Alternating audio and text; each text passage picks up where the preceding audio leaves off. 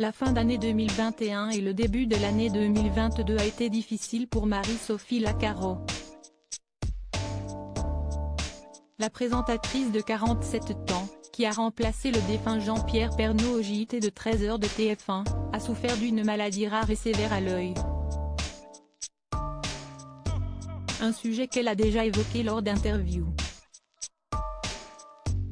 Grosse désillusion pour les fans de Marie-Sophie Lacaro, à la fin des vacances d'hiver. Ce n'est pas elle que le public a retrouvée à la tête du journal télévisé, mais Jacques Legros. Bonjour à tous. Je me réjouissais de vous retrouver demain et de vous souhaiter une très belle année en direct à 13h. Mais un souci médical va m'empêcher de vous rejoindre. Si est-ce un problème ophtalmo, avait-elle confié sur Twitter, sans rentrer davantage dans les détails. Ce n'est qu'en février que le public a découvert qu'il s'agissait d'une infection rare et sévère qui nécessite un traitement lourd. Elle avait également précisé qu'elle devait porter des lunettes pour se protéger les yeux. Après plusieurs mois de convalescence, Marie-Sophie Lacaro a fait son retour à la télévision le 16 mai 2022. Pour l'occasion, elle s'était confiée aux Parisiens et en avait dit plus sur la maladie qui lui a rendu la vie dure. Ainsi, le public a appris qu'il s'agissait d'une kératite amibienne, une infection de la cornée par des amibes, des parasites présents dans l'eau du robinet. Il a fallu réhabituer mon œil à la lumière, le rééduquer. Au départ je portais des lunettes de soleil puis j'ai commencé à les enlever. Mon œil a repris ses habitudes avec une lumière environnante, avait-elle ajouté.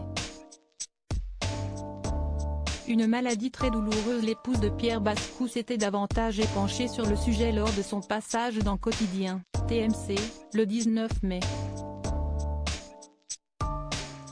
Elle avait expliqué que durant 2 mois, elle avait dû vivre dans le noir sans écran, sans livre et sans possibilité d'écouter la radio ou la musique à cause de maux de tête. Si est très douloureux. Vous avez l'impression d'avoir des graviers ou des morceaux de verre dans l'œil. Ça gratte en permanence et ça provoque des douleurs qui vous remontent dans la tête et qui descendent dans les dents.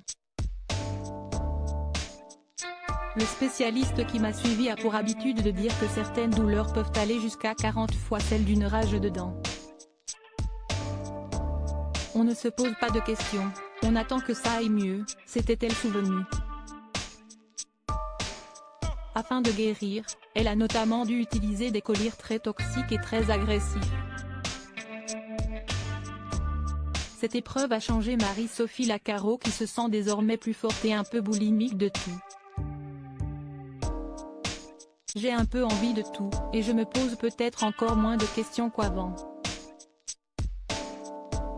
Je pense que cela m'a aidé à être plus optimiste et positive, je vois le verre à moitié plein plutôt qu'à moitié vide, avait-elle conclu.